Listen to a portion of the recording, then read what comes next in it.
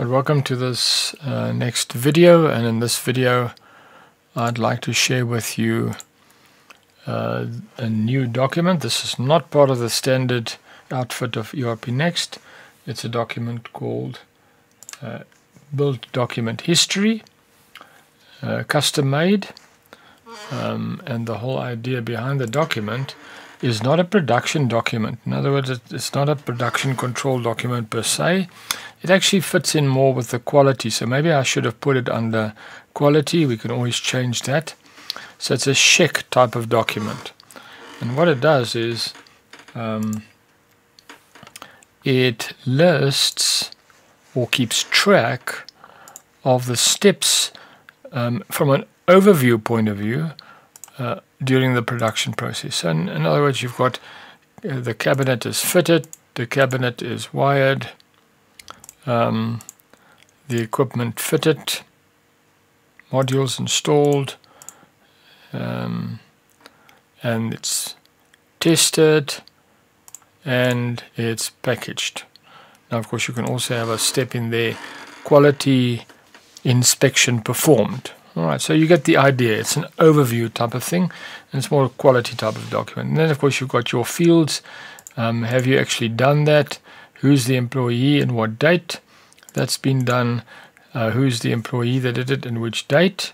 Alright.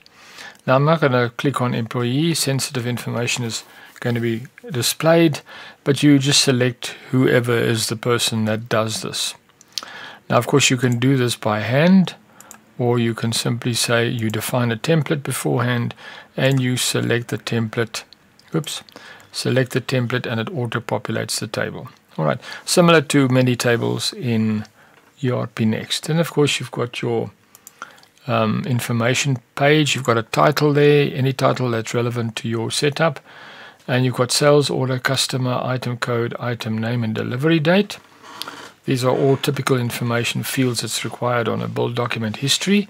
So when you select the sales order, it auto fetches the customer for that sales order.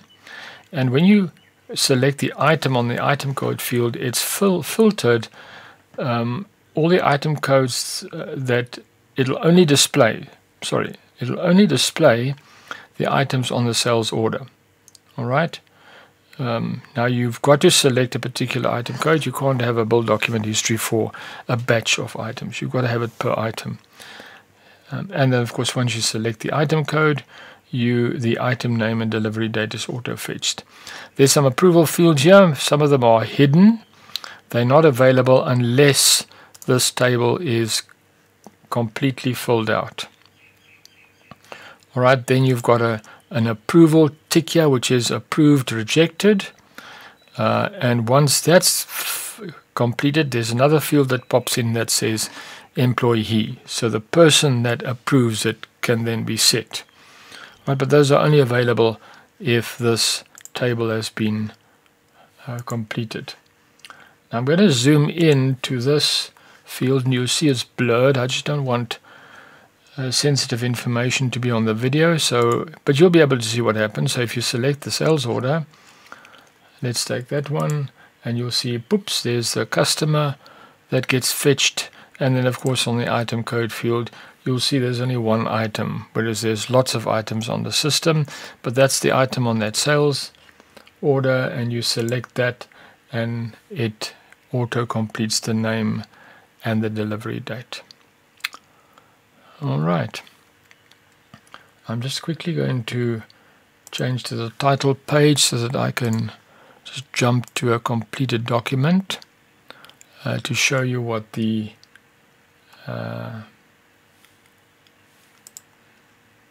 approval field looks like. Sorry, I just don't want sensitive information to appear. So there's the approved block. It's a drop down. Of course, this is already saved and submitted, this document, but you say click on there and you say approve or rejected, and then a date, and you select the employee code for the person that actually did this. All right, just want to go back to my title page. Just want to quickly get to sales order. sorry, just a moment.